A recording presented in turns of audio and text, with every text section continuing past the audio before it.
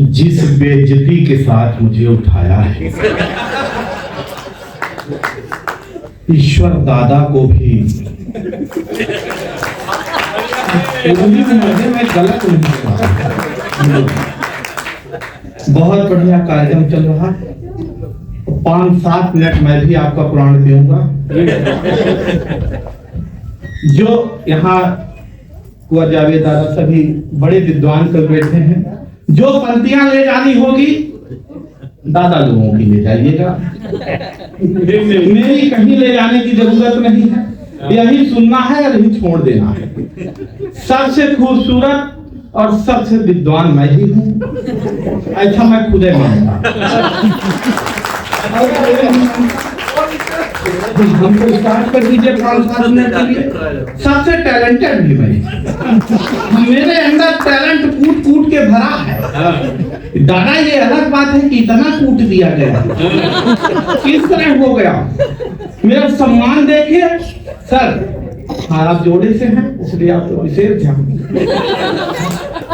5-7 minute के हाँ दादा आ गए हैं। आप मेरा सम्मान देखिए और आपके कैमरे में मैं आ रहा हूँ।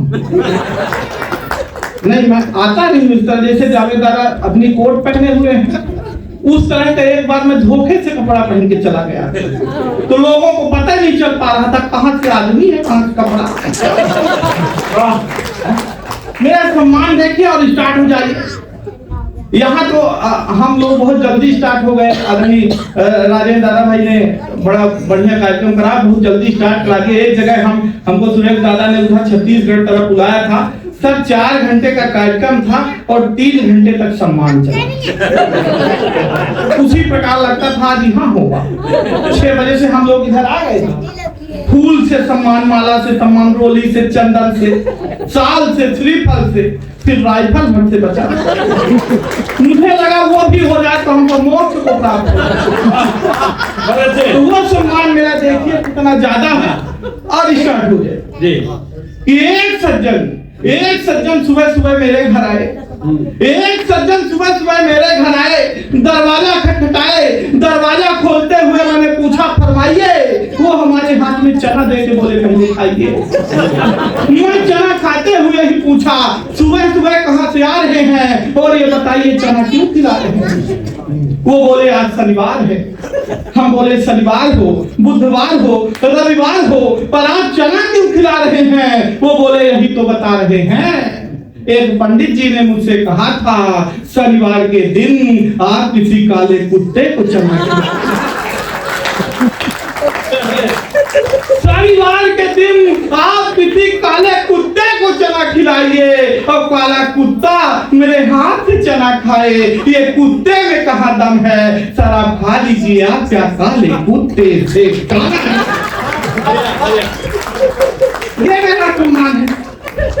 अभी एक सज्जन आए, फिर 2 सज्जन आए। अभी इसी नवरात्रि में पहले ही दिन 2 सज्जन आए। बोले माखन भाई आप खाली हैं। मैं बोला बिल्कुल खाली हूँ, बताइए। मैं तो बोले मैं दुर्गा उत्सव समिति से आया हूँ। मैं बोला चंदा चाहिए। बोले चंदा वंदा कुछ नहीं चाहिए। टेंट, पंडाल, माइक सबकी व्यवस्था हो गई है। माता जी की मूर्ति भी आ गई है। मूर्ति के नीचे लेटा हुआ राक्षस अगर आप खाली होते तो चल देते।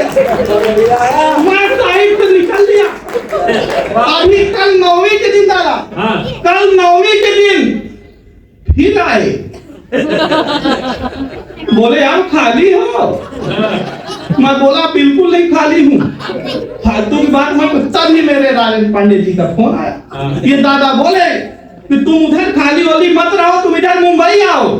मैं इधर आया। जैसे ही घर पहुंचे तो दादा बोले पता है तुमको काहे के लिए बुलाए।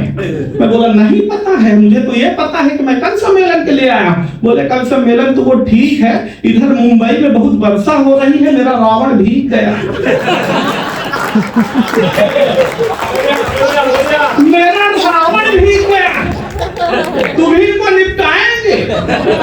तो सुरेश दादा बोले कि इसे क्या जलाओगे, तो पहले से चला। ये मेरा सम्मान। जैसे मैं हल्के बना लीजिए, जब मैं उधर से निकल रहा था इधर मुंबई के लिए, तो मैंने जैसे रोड पर पहुंचा, एक ऑटो वाले को हाथ दिया, मेरा सम्मान देखिए, एक ऑटो वाले को हाथ दिया, भाई साहब ऑटो वाले ने ऑटो रोकी, उसमें एक खूबसूरत सी लड़की बैठी थी। उसने कहा अगर तुम इसे चढ़ाओगे तो मैं उतर जाऊंगी। ये मेरा सम्मान। पीछे मेरी मैडम थी, वो दौड़ कर आई, उन्होंने दूसरे ऑटो वाले को हाथ दिया, भाई साहब दूसरे ऑटो वाले ने ऑटो रोकी, मैडम ने पूछा रेलवे स्टेशन तक का कितना लोगे? ऑटो वाले ने कहा 100 रुपए। मैडम ने कहा अगर मेरे साथ ये मेरे प्राणनाथ भी चले तब कितना लोगे? ऑटो वाले ने कहा तब भी 100 ही रुपए लूंगा। मैडम ने तबाक से मेरी ओर देखा और कहा देखे जो 100 रुपए की कीमत है वो मेरी है, तुम्हारी फूटी कौड़ी की नहीं। सम्मान हल्के नहीं। मैं जहां से आया हूँ रीवा, सफेद शेरों की धरती बिंद, सफेद शेरों की धरती से जब मैं इधर आया तो सुरेश दादा कहने लगे यार सफेद शेरों की धरती में तुम जैसा भालू कौन सा पैदा हो? ये मेरा सम्मान। मैं अपने शहर उसी चौराहे से, रीवा शहर चौराहे से अपनी सखी के साथ दादा गुजरा। सखी का नाम लेते ही ऐसे सब साइलेंट हो गए जैसे ना रही। मैं अपने सखी के साथ गुजर रहा था तो पीछे से एक लड़के ने कमेंट किया देखो देखो आलिया जैसी लड़की है पर कालिया के साथ। आलिया जैसी लड़की है पर कालिया के साथ। मैं कुछ बोलूं सर? उस लड़की ने ही जवाब दिया जिसे तू कालिया कह रहा है ये व्यक्ति मुझे ऐसे नहीं मिला है। तो उसने पूछा कैसे मिला है? तो बताया कि सालों तक पूजा पाठ। हेलो बेटा, महेंद्र भैया का बिगाड़ चुके हो मेरा मन।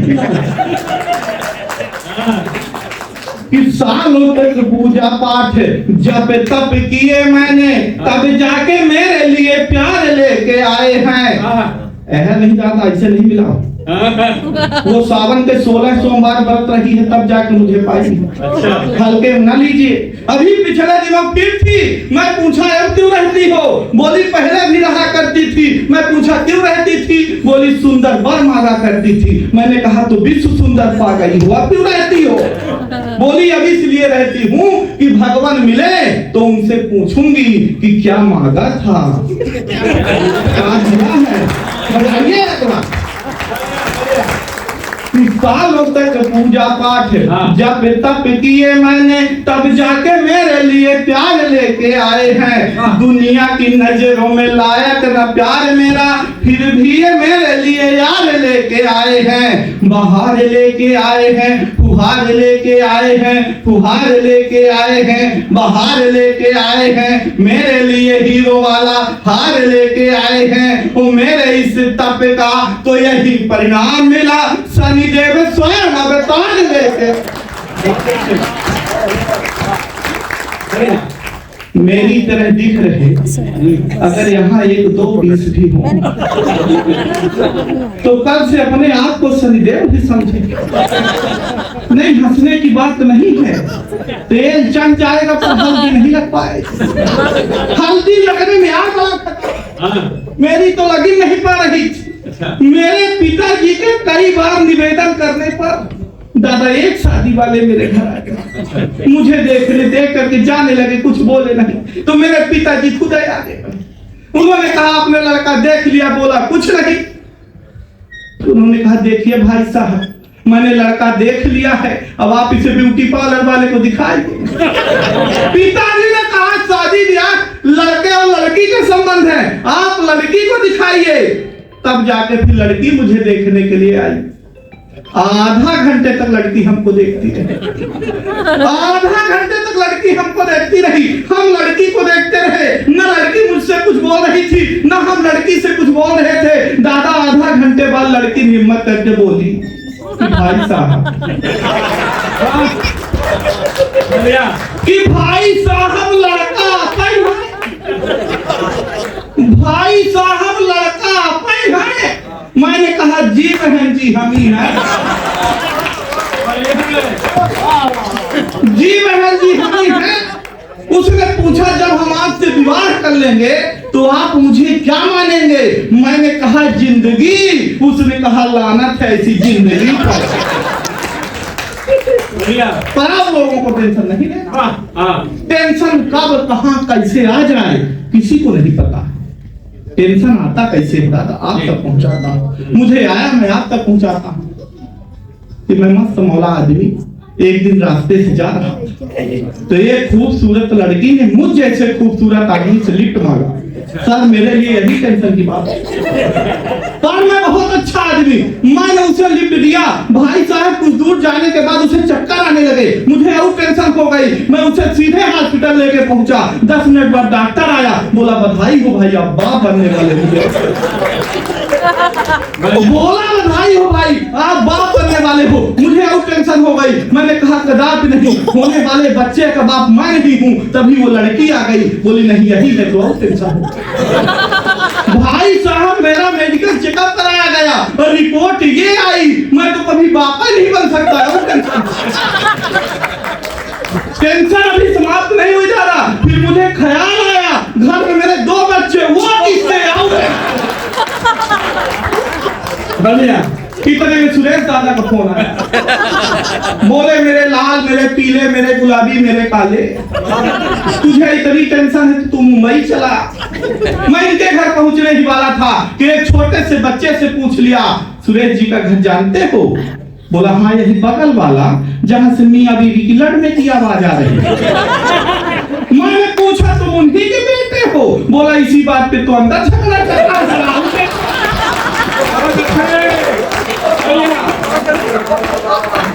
टेंशन समाप्त ही नहीं हो रही, पर आप लोगों को नहीं लेना है।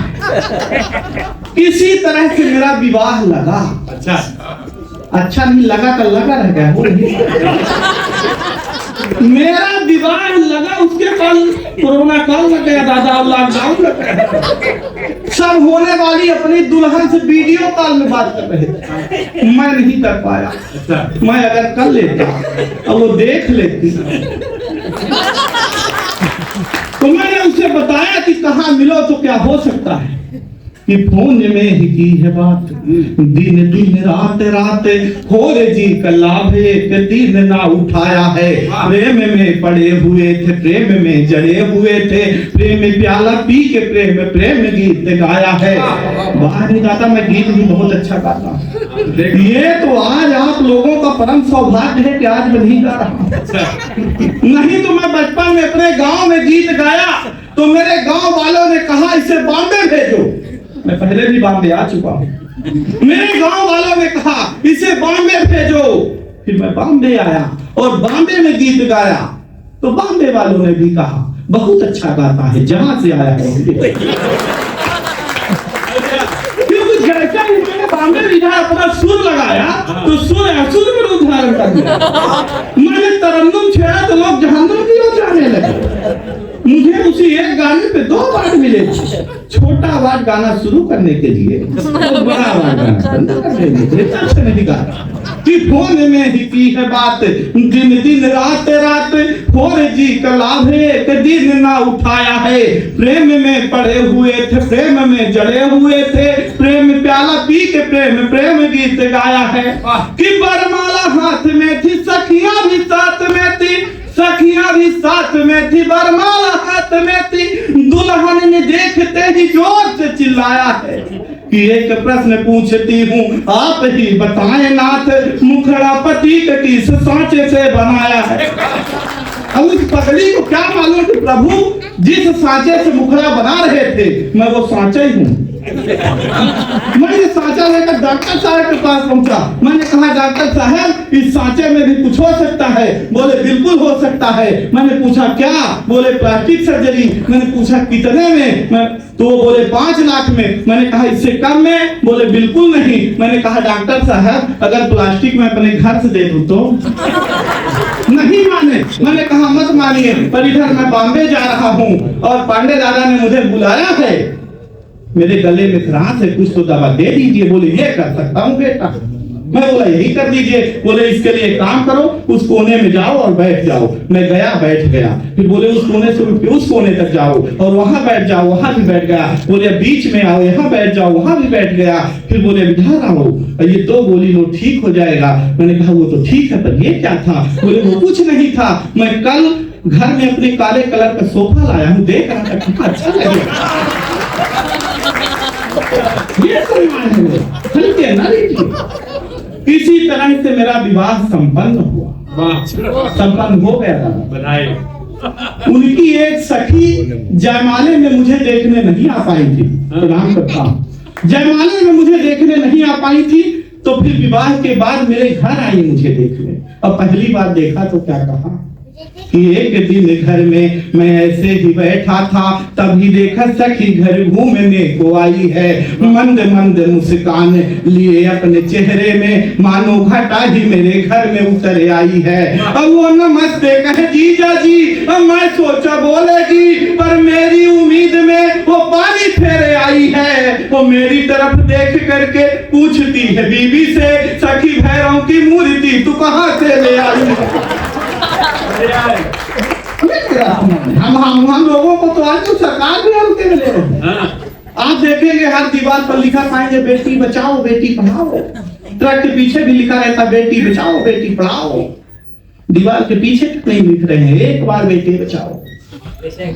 हाँ, आप समझ में आए नहीं? बेटे नर्मदा नदी से बह के आए हैं तो उसी कूड़े में थे। क्यों नहीं लिख रहे हैं ये मैं बताऊं कि बेटियों का क्रेज यार एक बढ़ गया है। बेटे तो एक साथ चूल्हे में जा रहे, बेटे तो माता पिता की नाक कान काटते हैं, बेटियों को घर की यार लक्ष्मी बता रहे। बेटी को पढ़ाओ यार, बेटी को बचाओ यार, नेताजी भी आज बेटी बेटी गुणगा रहे। मैं मानता हूँ बेटियां की गोल्ड मेडल ला रही, पर बेटे भी यार गोल्ड फ्लैग लेके एक क्षण पढ़ करके अपना स्थान लेना चाहूंगा। नाम से भाई साहब कुछ नहीं होता है, काम करना पड़ता है। समय की अपनी सीमा है, लंबी टीम है। जिसका नाम बहादुर है उसको कोई पीटे जा रहा है, जिसका नाम प्रकाश है वो अंधियारे में बैठा है। सब काम करना पड़ता है कि माता पिता गुरुओं की सेवा नहीं किए तो ईश्वर के बंधन से कुछ नहीं होता। माता पिता गुरुओं की सेवा नहीं किए तो ईश्वर के बंधन से कुछ नहीं होता है। बोया है बीज तुमने यार ये बबूल के, तो चंदन समझने से कुछ नहीं होता है। बाई थी कुर्सी अब यार कुछ किया नहीं, अब ये घर याली क्रंदन से कुछ नहीं होता है। वो सत्य और धर्म वाले मार्ग न चले तो तुम नाम रघुनंदन से कुछ नहीं।